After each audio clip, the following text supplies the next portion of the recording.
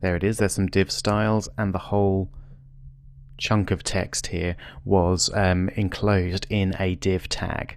So what is a div tag? Really, it's just a division of your web page. So most web pages are divided into certain areas. It may be the header area, and then the main text area, and possibly a footer area at the bottom. And each of those could be defined by a separate div. Even within those, you might often want to have different divs that divide up each section into smaller sections. So a div is just a way to separate out your content into logical sections and to make it easier to keep your content organized and to display the web page that you want.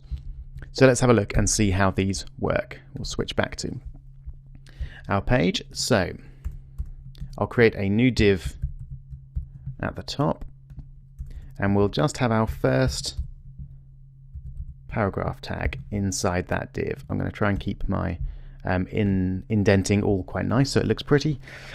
So we've got a div there, and we end the div after that first paragraph tag. So let's just save that.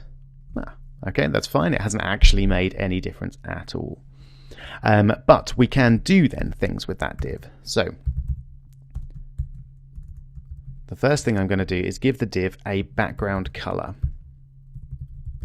So background dash American spelling color, and we'll make this blue. And that will show us where the div actually is. There it is. So there is our div. That's what it looks like. It's actually just a box. So divs are always rectangles, and they just surround the content that is inside them. Now, but we could use this div to actually control the content a little bit. So let's say I only wanted the div to be 100 pixels wide. Then I would say width 100 px. Px for pixels. Let's see how that looks. There we go. So we've now changed it into a box, and the div is actually controlling the layout of the text. I can change the height as well if I want to. So at the moment the height is being automatically generated by the size that is needed to fit that text in, but maybe I want it to be a little bit bigger than that, and I have a height of 300 pixels. Fine. Okay, so you're getting the idea. So a div is a section of a website. It's a rectangle essentially that you can control in a certain way. Now if I create another div, it will, of course, have to follow the stylings of that first div. So they're all going to be the same size, and they're all going to have a blue background color. I probably don't want this, so what I'll do is I'll give my div a class. So let's call this blue box, like that. And so instead of div, I'm going to use the dot to refer to the class, and blue box.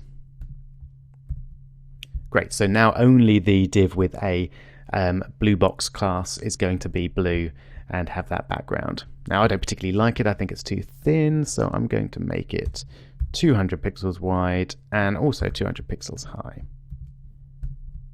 So we've got a nice sort of boxy square there. Let's give our second div a class. Let's call it red box. You can possibly guess what I'm going to do with that. I'm going to give it a background color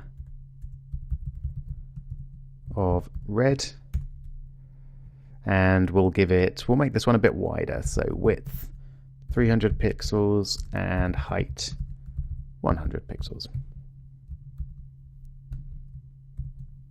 There we go. So we've got our blue box div, which is 200 pixels by 200 pixels with a background color of blue, and our red box div, which has a background color of red and is 300 pixels wide and 100 pixels high. So a quick recap: divs are used to separate out areas of content in your website. They can also be given styles to control both the div itself and the content within that div.